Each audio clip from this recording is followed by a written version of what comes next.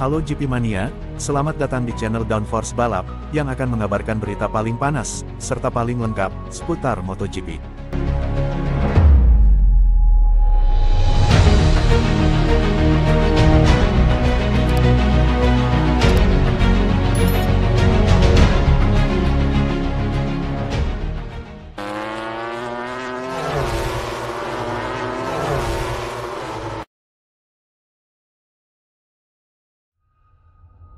Ducati, bodo amat, soal Marc Marquez jadi musuh publik Italia, hampir 10 tahun berlalu.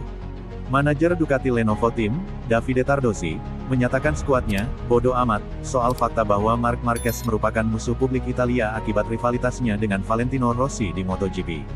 Tardozzi menyatakan pihaknya memilih Marquez murni berkat talentanya. Seperti yang diketahui, Marquez menjalin rivalitas pahit dengan Valentino Rossi sejak 2015, tepatnya di sirkuit Sepang, Malaysia, ketika Rossi menuduh Marquez membantu Jorge Lorenzo mengalahkannya dalam perebutan gelar dunia. Sejak itu, Marquez menjadi musuh publik Italia. Setiap kali berlaga di sirkuit-sirkuit Italia, Marquez kerap mendapatkan teriakan dari penonton, terutama ketika ia naik podium. Ducati pun menyadari hal ini, tetapi Tardozzi menyatakan bahwa sudah seharusnya orang-orang move on dari peristiwa 9 tahun lalu itu. Lewat Cycle World pada Kamis, tanggal 6 Juni tahun 2024, Tardozzi menyatakan bahwa Ducati Lenovo Team memilih Marquez benar-benar berdasarkan kemampuannya di lintasan. Ia yakin, Marquez dan Pecco Bagnaia bakal berkolaborasi dengan baik dalam mengembangkan Desmosedici. Kami harus katakan bahwa apa yang terjadi di Sepang terjadi hampir 10 tahun yang lalu. Kami melihat performa pembalap dan kemampuannya mengembangkan motor bersama Pecco dan merebut gelar dunia. Kami menatap ke depan, ke masa depan, bukan masa lalu, ujarnya. Tardozzi juga bersyukur Ducati memiliki para penggemar yang loyal pada jenama mereka. Tak peduli siapa pembalapnya, Ducati selalu dapat dukungan masif. Hal ini juga dialami Jorge Lorenzo, yang dapat dukungan dari Ducatisti pada 2017 dan 2018 meski juga musuh bebuyutan Rossi. Dalam olahraga ini, ada para penggemar yang mengikuti satu rider saja, dan ada penggemar Ducati yang mengikuti jenamanya. Ini sangatlah istimewa, dan kami sangat bangga dan merasa terhormat punya penggemar seperti mereka, ungkap Tardozzi.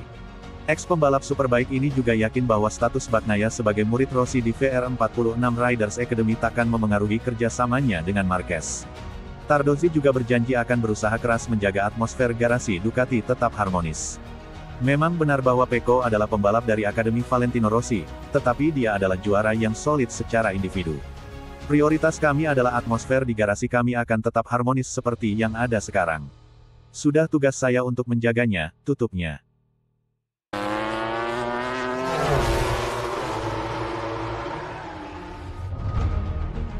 Vinales buka mata untuk peluang menarik dari tim MotoGP lain. Maverick Vinales mengatakan akhir pekan ini bahwa kedatangan Jorge Martin ke Aprilia telah membuka matanya untuk melihat peluang menarik di pasar.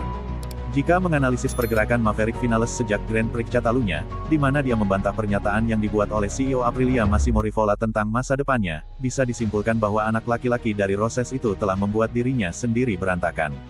Tawaran perpanjangan yang didapatkan dari timnya belum dipastikan apakah masih ada, apakah sudah berubah, atau apakah sudah ditarik oleh Casanoale, yang ingin menghiasi garasi mereka dengan pembalap Italia.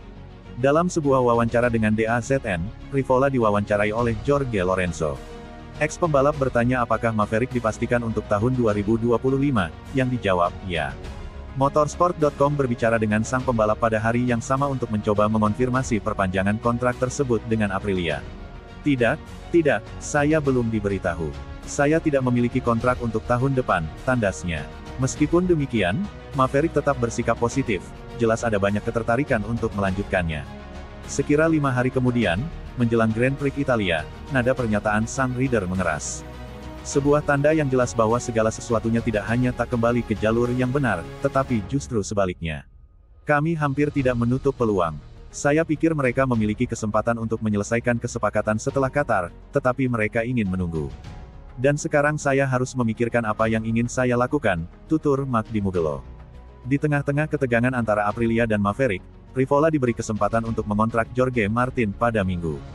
Itu bukan lagi sebuah pertanyaan, tetapi kurangnya informasi mengenai penandatanganan tersebut, diklaim, tidak cocok dengan Mark. Meski hubungan keduanya tidak dalam kondisi terbaiknya, Vinales berada di Misano akhir pekan lalu, di mana Aprilia All Star, sebuah acara akhir pekan yang mempertemukan para penggemar dan pelanggan merek tersebut, diadakan untuk memenuhi kewajiban kontraknya. Di sana, GP1 bertanya kepada pembalap Spanyol itu apakah ada yang berubah setelah mengetahui bahwa Martinator akan menjadi pembalap Aprilia untuk 2 tahun ke depan. Jelas bahwa kedatangan Martin telah membuka mata saya untuk melihat sekeliling. Tidak hanya bergantung pada kedatangan Jorge, ada beberapa peluang menarik di sekitar dan saya harus mengevaluasinya dengan baik, demikian pesan pembalap Catalunya itu. Kata-kata Maverick menekankan bahwa Aprilia harus mulai bergerak membuka negosiasi baru. Jika tidak ex-rider Yamaha bisa saja dimiliki tim manapun.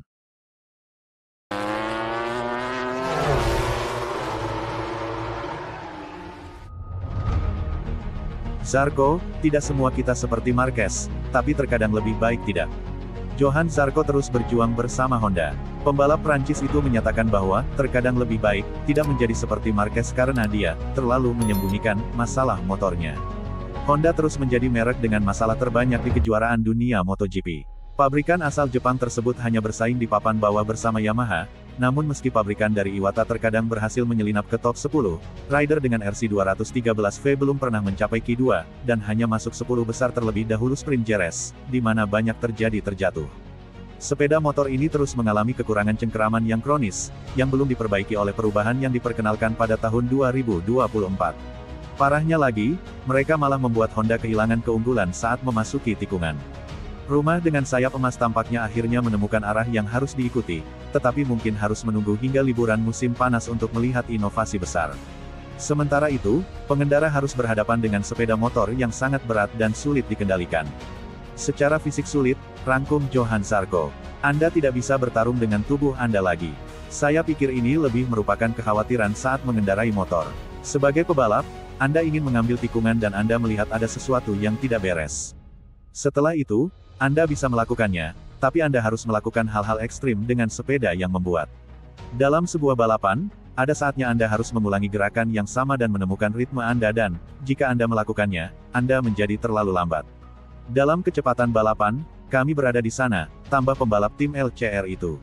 Motor kami hanya menghalangi kami untuk melaju lebih cepat karena kami tidak dapat menerapkan dasar-dasar berkendara, karena itu tidak cukup membantu kami untuk masuk atau keluar tikungan secara alami. Ini benar-benar pertarungan di mana Anda harus mencari sudut yang sangat sempit, itu tidak menguji alami.